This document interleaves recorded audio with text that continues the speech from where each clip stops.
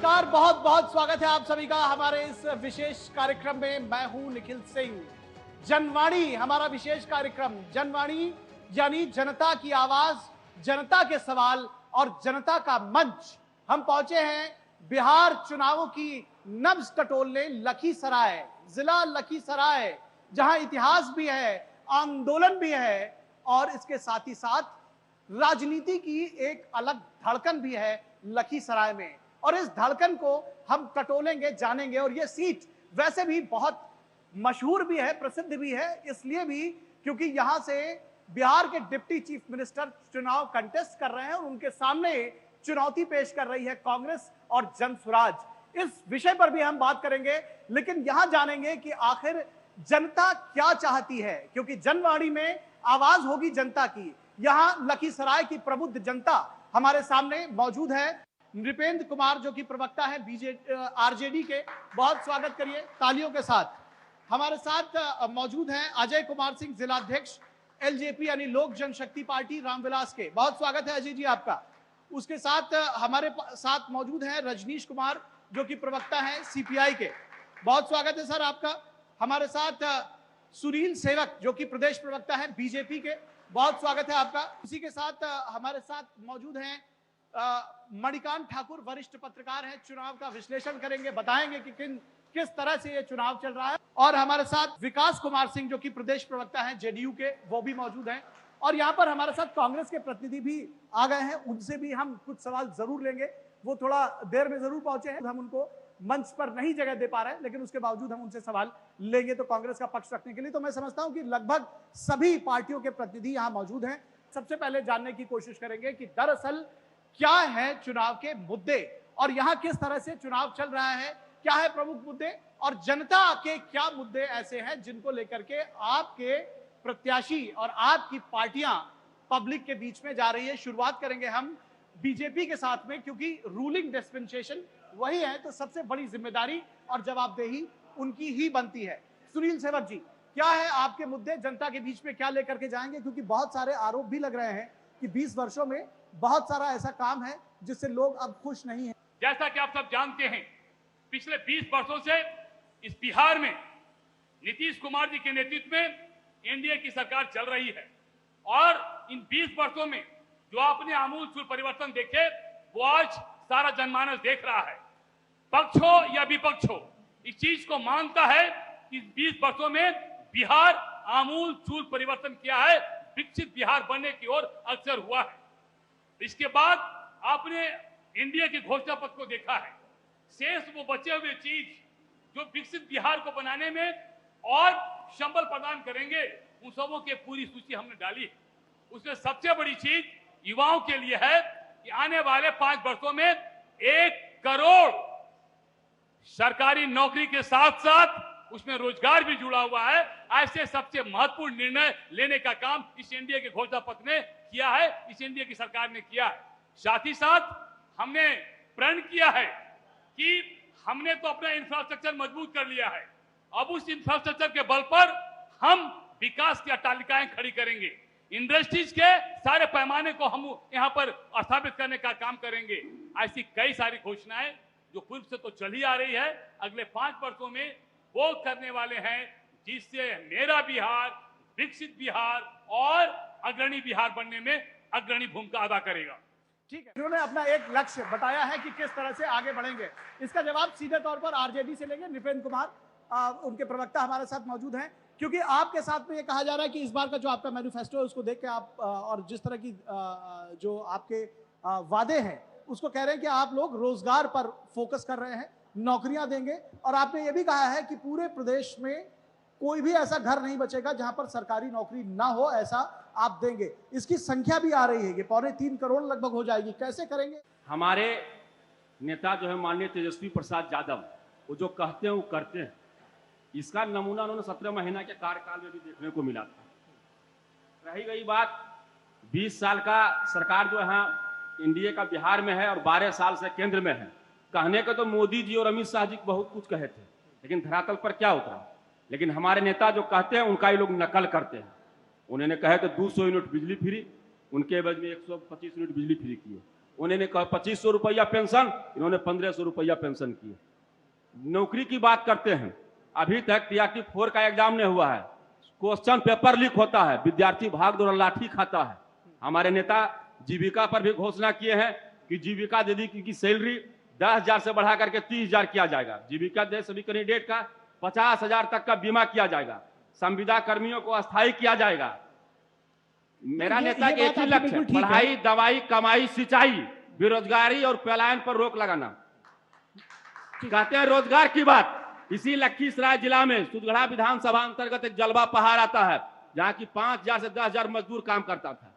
इनके रिलीज में वो जलवा पहाड़ भी बंद है।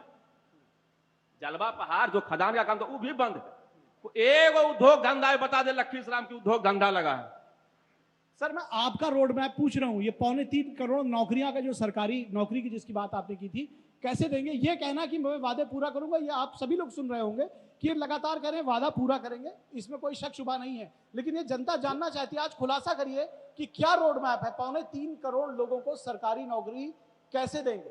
जो जिस लाख योग्यता में आएंगे, सरकार जो विज्ञापन निकालेगा उस योग्यता के अनुसार जिस परिवार में नौकरी न है उसका शेड्यूल बनाया जाएगा। 20 महीना के अंतर्गत 20 दिन में एक कैबिनेट की बैठक होगी, बैठक के आधार पर आकलन किया जाएगा और 20 महीना में 1 करोड़ नौकरी दिया जाएगा। उनका जवान उम्र कच्चा है लेकिन जवान बहुत पक्का है। ये बातें आपने गाइडलाइन तैयार किया जाएगा उस जनता। मैं इन बातों से सरकार बनने तो दीजिए, मैं बिल्कुल ठीक है। अगर पाछे हटेंगे तब हम दोषी हैं। ठीक है, 5 साल में कुछ बन और बिगड़ नहीं जाता है, जो कहे उस लक्ष्य को पूरा करेंगे। ठीक है, आपकी बात सही हो सकती है, लेकिन मैं बार बार हर बार और हर मंच से मैं ये पूछता रहा हूं कि कोई रोड मैप, क्योंकि ये कहा गया था कि जब बीजेपी का मैनिफेस्टो आ जाएगा या एनडीए का मैनिफेस्टो आ जाएगा तो आप लोग एक रोड मैप बताएंगे कि आखिर कैसे ये चलेगा। बहरहाल आप वो अभी भी नहीं बता रहे। बात करेंगे अजय कुमार सिंह जी जो कि एलजेपी के आर के जिलाध्यक्ष हैं, आपका क्या रोड मैप है, किस तरह से विकास, क्योंकि आपकी बहुत बड़ी भूमिका है इस गठबंधन में, क्या मुद्दों को लेकर के आप आए हैं? और ये भी समझना चाहेंगे कि जिस तरह से महागठबंधन के जो वादे हैं उनसे कितना इत्तेफाक रख रहे हैं। हमारी पार्टी का MY समीकरण युवाओं के लिए और महिलाओं के लिए, और हमारा ये है, स्लोगन ही है हमारे राष्ट्रीय अध्यक्ष माननीय चिराग पासवान जी का, बिहार फर्स्ट बिहारी फर्स्ट। जो विजन हमारे देश के प्रधानमंत्री यशस्वी नरेंद्र मोदी जी ने पैदा किया, बिहार के मुख्यमंत्री आदरणीय नीतीश कुमार जी ने ये किया, ये कहां से कहां हम आ गए।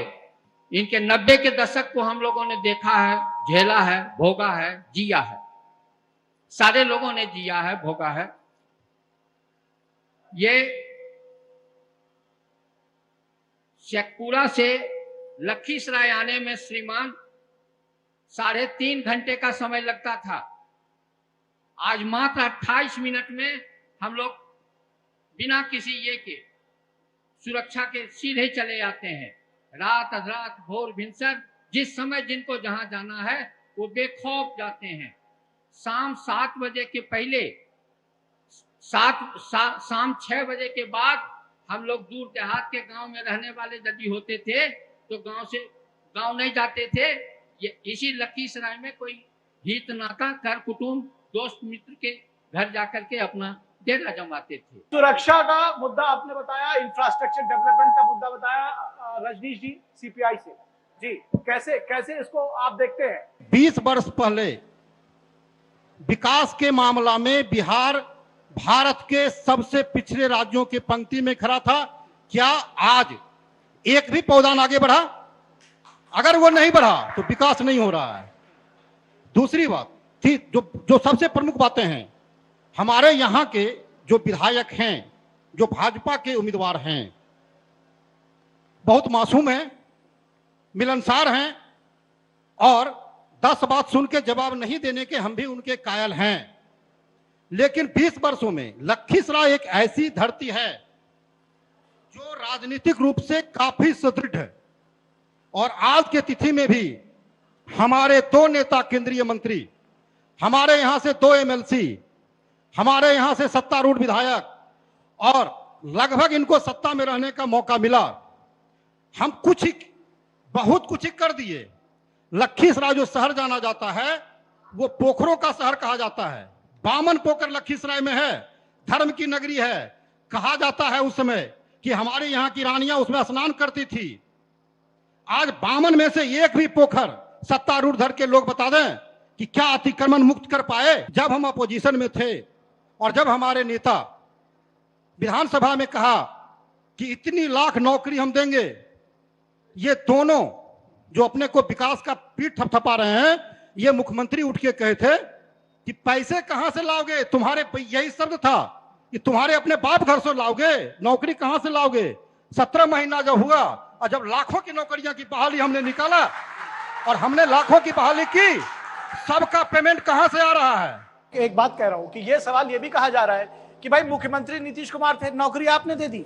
ये कौन सा विभाग था जहां पे आपने सारे विभागों में आपने नौकरियां दी? सर सवाल बार बार पूछा जा रहा है, इसका भी जवाब दीजिए। सर हम वही बता रहे हैं, जब घर का बच्चा कोई प्राइवेट स्कूल में सीख के आता है कि हिंदी से हटा करके कि सवेरे उठ के जो है बाबूजी के बदले डैडी कहो, बच्चा के डैडी कहता है, बाप खुश होता है। हम वही सीखने वाले बच्चा थे, हमने किया और हमारे गार्जियन नीतीश कुमार उस समय बने, उन्होंने किया। ठीक है। और जहां तक, अब एक मिनट, जहां तक 3 करोड़ की बात आपने बता रहा था, हमने अपने मैनिफेस्टो में 3 करोड़ नहीं लिखा है, 3 करोड़ नहीं लिखा है। हमारा मैनिफेस्टो में है कि हम प्रत्येक एक परिवार को सरकारी नौकरी देंगे। इसका 2 चीज है कि आज जो एक ही परिवार में राजनीति से लेकर नौकरी तक में बाबा, पोता, भतीजा सब आरक्षण का लाभ ले रहा है, हम एक परिवार को पहले देंगे, हम 10 परिवार को नहीं देंगे। 6 गुना तो इसे बढ़ जाएगा। जेडीयू के प्रवक्ता है, वो इस बात को रखना चाह रहे हैं। क्या है आपके मुद्दे, क्या है वादे? विकास जी हमारे साथ मौजूद है। विकास जी बताइए क्या मुद्दे हैं आपके, क्योंकि आपके साथ में भी एक गतिरोध की खबरें बड़ी आ रही थी कि बीजेपी के साथ बैठ नहीं रहा है। यहाँ सबसे पहले मैं जवाब देना चाहूंगा कि आरजेडी के प्रवक्ता सर ने कहा कि सूर्यगढ़ा में पहाड़ में कुछ लोग काम करते थे जो कि अब वो बंद हो चुका है। तो मैं बता देना चाहता हूं कि सूर्यगढ़ा में पहले नगर परिषद नहीं था। नगर परिषद बनने के बाद कितना रोजगार उत्पन्न हुआ वहां पर। आज नगर परिषद बना तो मार्केट का विस्तार हुआ। आज आप लखीसराय सूर्यगढ़ा में देखेंगे कि स्वतः रोजगार के लिए कितना टोटो चलता है। प्रति माह 30,000 35,000 रुपया महीना कमाते हैं। क्या ये रोजगार नहीं है? रोजगार सिर्फ सरकारी नौकरी नहीं होता है, छोटा छोटा लेवल से लेकर के बड़े लेवल तक वो सभी रोजगार की कैटेगरी में आते हैं। अब बात रहा बीजेपी और जेडीयू अलायंस की, तो हमारे सर ने कहा कि नौकरियां, आज 15 साल पहले की बात मैं बताता हूं, ज्यादा नहीं, 15 साल पहले की बात। कुछ जातियां ऐसी थी, डोम जाति के लोग, जो पत्तल पर खाना खा करके जो फेंक देते थे उससे उठाकर वो खाते थे। और आज का समय है हमारे साथ हमारे समान दीर्घा में बैठकर खाते हैं। क्या ये बदलाव नहीं है? ये बिल्कुल बदलाव है। आज महिला घर से नहीं निकलती थी, निकलने की, नौकरी की बात छोड़ दीजिए, घर से ही नहीं निकलती थी। आज जीविका दीदी के रूप में काम कर रही है, महिलाएं टीचर के रूप में काम कर रही है, महिलाएं नर्स के रूप में काम कर रही है। क्या बदलाव नहीं हुआ इस बिहार में इस 20 वर्षों में? ठीक है, हमारे साथ कांग्रेस के एक साथी है पंकज वर्मा, वो मंच पर नहीं है लेकिन हमारे साथ मौजूद है। आइए पंकज जी, खड़े हो जाइए। हाँ ठीक है, पंकज जी बताइए क्या मुद्दों को लेकर के, क्योंकि आप लखीसराय में कांग्रेस का प्रत्याशी है। माननीय मुख्यमंत्री का एक कार्यक्रम चल रहा है, जल जीवन हरियाली। जल जीवन हरियाली, शिक्षा से ज्यादा बजट जो है सरकार जल जीवन हरियाली पर खर्च कर रही है। लेकिन आप पूरे बिहार में घूमिएगा तो जल में जीवन नहीं मिलेगा और लोगों के जीवन में हरियाली नहीं मिलेगा, कहीं से नहीं। आपका क्या रोड मैप है, आप कैसे लाएंगे? मेरा रोड मैप है हर घर रोजगार। जब कांग्रेस समर्थित सरकार बनेगी तो महिलाओं के लिए भी माई बहन योजना के तहत हम 2500 रुपया देंगे और 250 यूनिट बिजली फ्री, जो और तो 10-10 हजार रुपए डाल चुके, कैसे काउंटर करेंगे? जदयू के साथी ने कहा कि डोम जाति के लोग पत्तल में बैठ के खाना नहीं साथ में खाते थे। हम इनको कहते हैं, यहाँ दलित बस्ती है, रेलवे से करीब 150 दलित बस्ती के लोगों को खदेड़ दिया गया। 4 डिसमिल जमीन जो संवैधानिक अधिकार है, कॉन्स्टिट्यूशनल राइट है, उनका फंडामेंटल राइट है, 4 डिसमिल जमीन उनको मिलना चाहिए था, लेकिन इस सरकार ने दलित बस्ती के लोगों को खदेड़ दिया, उनको 4 डिसमिल जमीन नहीं दिया। लेकिन अडानी जी को जो है तिरुपति में अब 10 लाख पेड़ काटे जाएंगे आम और लीची के, उनको कौड़ी के भाव में दिया है। इस पर जवाब ले लेते हैं, जवाब ले लेंगे। मैं और सर, बहुत सारे सवाल मेरा उठाए। प्रश्न था, मैं जवाब देता हूँ। ठीक है, एक काउंटर आएगा, उसके बाद मैं मणिकांत जी के पास जाऊंगा। हमारे बहुत लंबा मत करिएगा। हमारे सीपीआई के प्रवक्ता साहब ने कहा कि जितना भी यहाँ पर पोखर है उसका जीर्णोद्धार नहीं हुआ। क्यों नहीं हुआ? उस पोखर के आसपास गरीब लोग घर बनाए हुए हैं, उनके अधिकृत में है, तो गरीबों को सरकार तुरंत कहां भगा देगी? तो रेलवे की जमीन जो है वो केंद्र सरकार की है, राज्य सरकार की नहीं है। तो राज्य सरकार कैसे उसको जमीन दे सकती है? वो केंद्र सरकार का मसला है। आज अगर जो रेलवे की जमीन लोगों को बांट दिया जाए तो रेल कहां से गुजरेगी? आज लखीसराय का चौड़ीकरण रेलवे का कहां से हो पाता?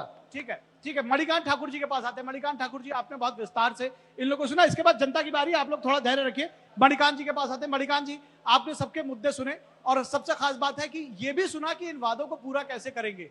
इसका कोई रोड मैप अभी फिलहाल नहीं दे रहे हैं, कह रहे हैं हम वादे जरूर पूरा करते हैं, लेकिन कैसे पूरा करेंगे ये नहीं बताया। क्या थीम इस बार के चुनावों में आपको दिख रही है? क्या आपको लग रहा है युवाओं के लिए, महिलाओं के लिए, या फिर सचमुच जनता के मुद्दे हैं जो नेता लेकर जा रहे हैं, या दरअसल जनता कुछ और ही सोच रही है? लखीसराय मेरा पहले भी आना हुआ और लखीसराय आने के क्रम में जितनी असुविधाएं रास्ते में हुई, अब वैसी असुविधाएं नहीं हैं। इसके लिए आप जिनको भी श्रेय देना चाहते हैं, लेकिन ये बात सच है।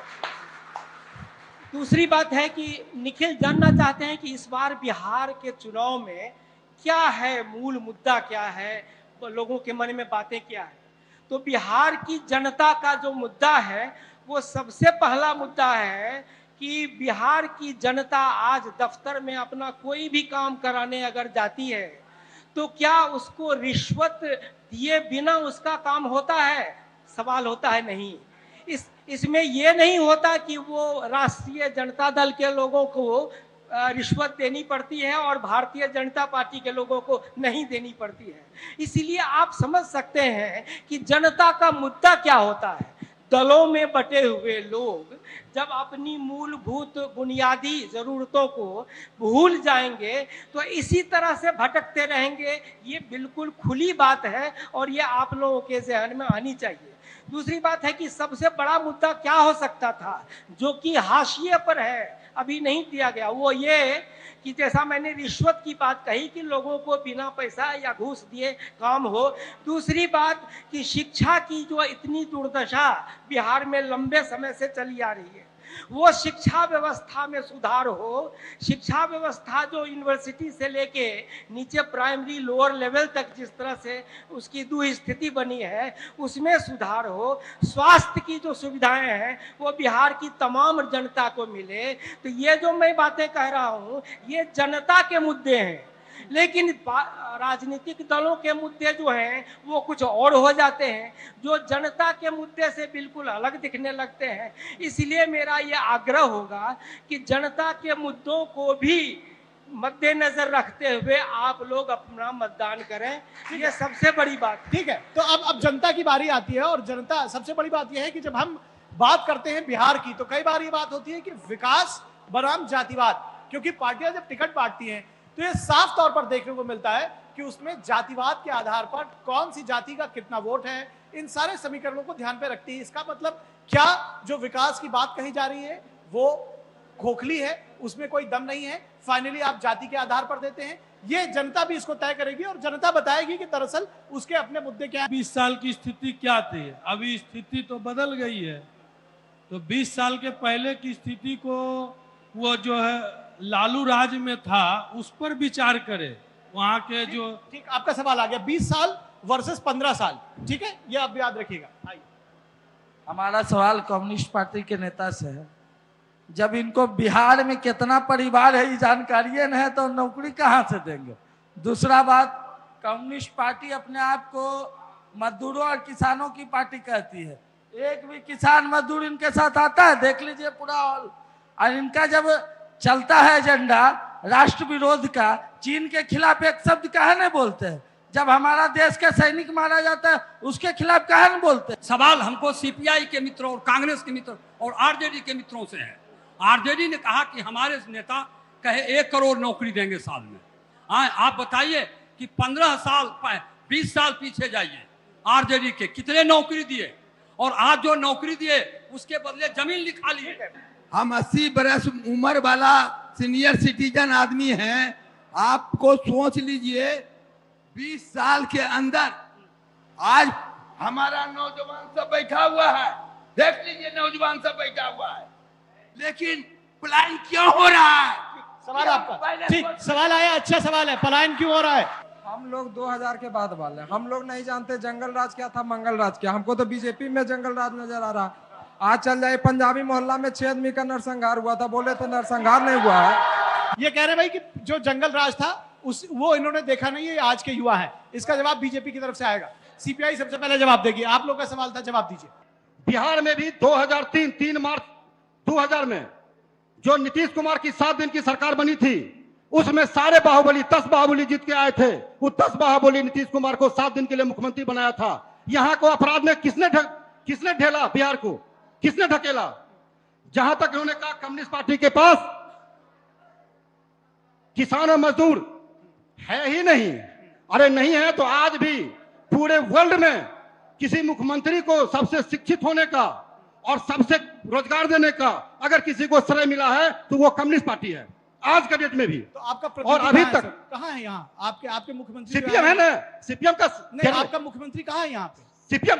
सीपीएम का है केरला में ना, तो सर किसको मिला है? आप बिहार चुनाव की बात कर रहे हैं, बिहार चुनाव कर रहे हैं इन्होंने, तो वो वहां से कहाँ लेकर आए? ये बिहार की बात नहीं उठाया, केरल की बात तो कर इन्होंने आपका पॉइंट आ गया, बिहार की बात बोल रहे, बिहार की है। बातें नहीं, उसने आ रहे आपके जो पास। पूछा गया वो बिहार की बात नहीं उठाए, वो भारतीय कम्युनिस्ट पार्टी के इतिहास आपका पर पॉइंट आ प्रश्न गया, किया ठीक है है। सर, आपका पॉइंट आ गया। मैं आरजेडी के पास जा रहा हूँ, आप ही के सहयोगी हैं, लेकिन सुनिए नृपेंद्र जी, मैं रोड मैप चाह रहा हूँ, पलायन रिवर्स जिसको कह रहे हैं रिवर्स माइग्रेशन रोकने के लिए, रोजगार पलायन पर ही हम आ रहे हैं सर, वो आप बिल्कुल पॉइंट टू पॉइंट बताइए, इधर उधर की भाषण मत दीजिए, जनता भी जानना चाह रही है आपको पॉइंट। सबसे पहले हम आपको एक बात कह देना चाहते हैं। कुछ देर पहले जदयू के प्रदेश उपाध्यक्ष कहे थे कि सुजगढ़ा का नगर परिषद बना दिया गया, रोजगार हुआ, टोटो चल रहा है, शहर की विकास हुई।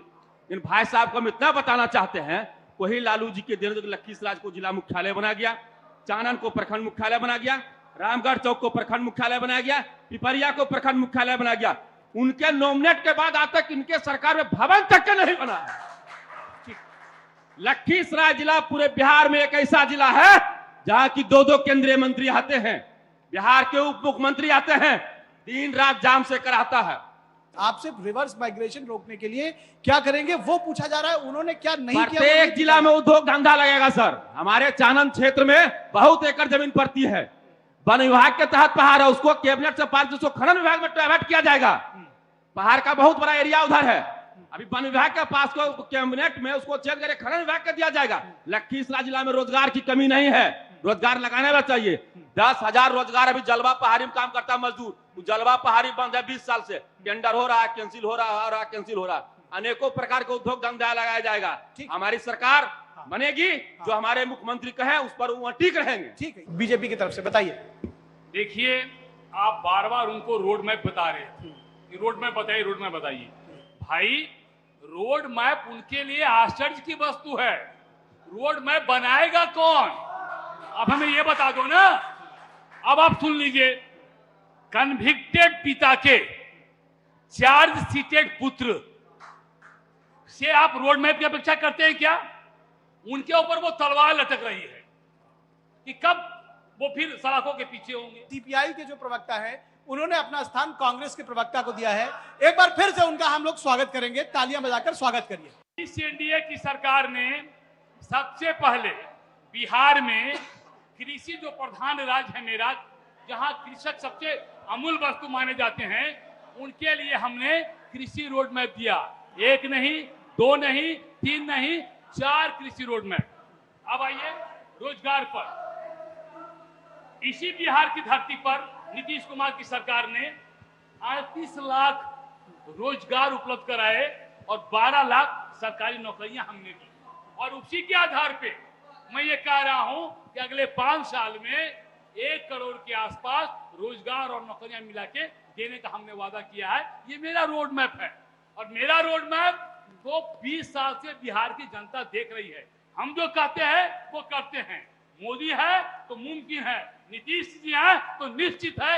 यह भाव जनता के दिल में उभर के आया है। ठीक है, पंकज जी कांग्रेस की तरफ से रिस्पॉन्ड करिएगा। 20 साल में एक भी महिला कॉलेज लखीसराय जिले के अंदर सिन्हा जी नहीं ला पाए।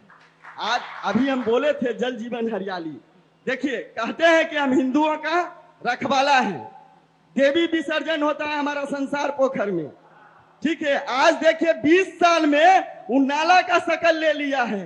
क्यूल नदी चले जाइए, सुन लीजिए, क्यूल नदी 15 साल पहले हम लोग इस नदी का पानी पीते थे। आज क्या किए सिन्हा जी, जब खनन मंत्री हुए तो वही बालू माफिया के साथ मिलकर सारा बालू खा गए, हिस्सा उनको मिलने लगा सिन्हा जी का। ये भाजपा की चाल चरित्र है। इसलिए बिहार भी जो है, बिहार भी इस बार सचेत हो गई है, चूंकि जान रही है कि नीतीश कुमार जी अचेत हो गए हैं। परिवर्तन आएगी और बिहार में खुशहाली लाएगी। हमारा मॉडल जो रहेगा दवाई, पढ़ाई और सिंचाई। तेजस्वी के पिताजी को आज इस हालत में पहुंचाने वाले कौन लोग? यही कांग्रेस ना। और आज तेजस्वी सरकार बना रहे हैं। अरे वो तो लाठी में तेल पिला के जरा इतना डर पैदा कर दिया कि क्या करें, मजबूरी में उन्होंने ना चाहते हुए भी स्वघोषित। आपकी सरकार कहाँ बैठे हुए हैं? आपकी सरकार कहाँ बैठी हुई है? गलत बात। नहीं, पंकज जी बीच में बारी बोलिए, अच्छा लग रहा है। अब इनकी स्थिति देख लीजिए। हाँ, इनकी स्थिति देख लीजिए। जिस चीज की बात करते हैं साहब, कांग्रेस का प्रायवाचिक शब्द घोटाला ही होता है।